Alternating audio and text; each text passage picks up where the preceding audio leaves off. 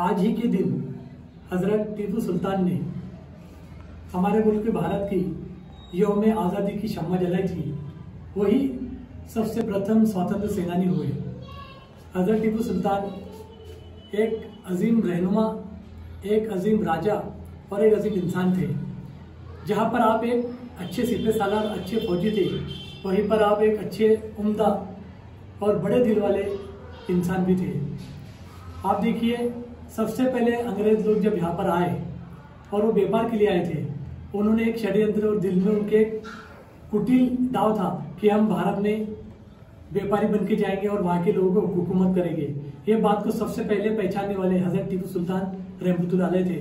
उन्होंने बात को पहचानी और उन्होंने अंग्रेजों से जंग लड़ी और जंग लड़ते लड़ते आज ही के दिन 4 मई 1799 को शहीद हुए थे।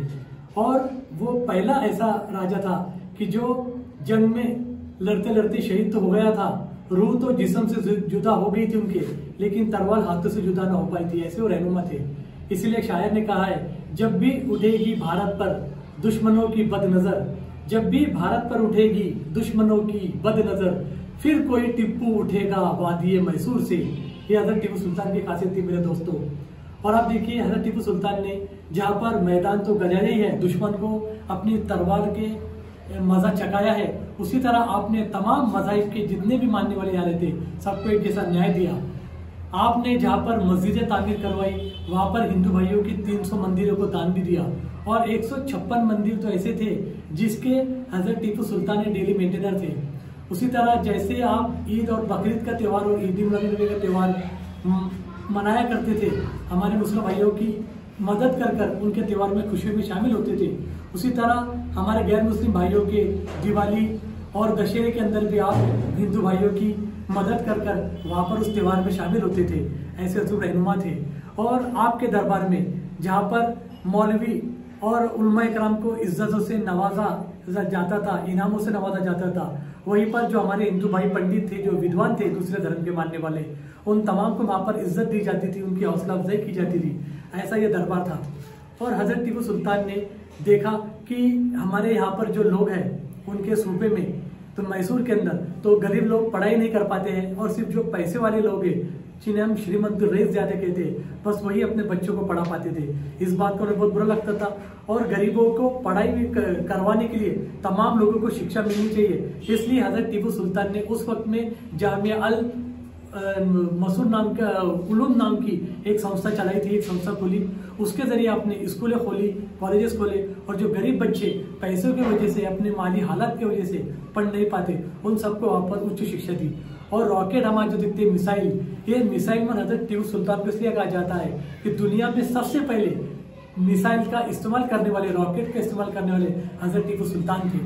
और हजरत टीपू सुल्तान ने तमाम लोगों को एक जैसा न्याय दिया है। हम आज देखते हैं कि किसान लोग इतने आत्महत्या कर रहे हैं, लेकिन आप तारीख देखिए, हजरत टीपू सुल्तान के वक्त भी एक भी शेतकरी ने आत्महत्या नहीं की थी। हजरत टीपू सुल्तान ने बेंगलोर के पास में बहुत बड़ी बॉटनिकल लैब बनाई थी, वहां पर वो उस पर रिसर्च हुआ करते थे।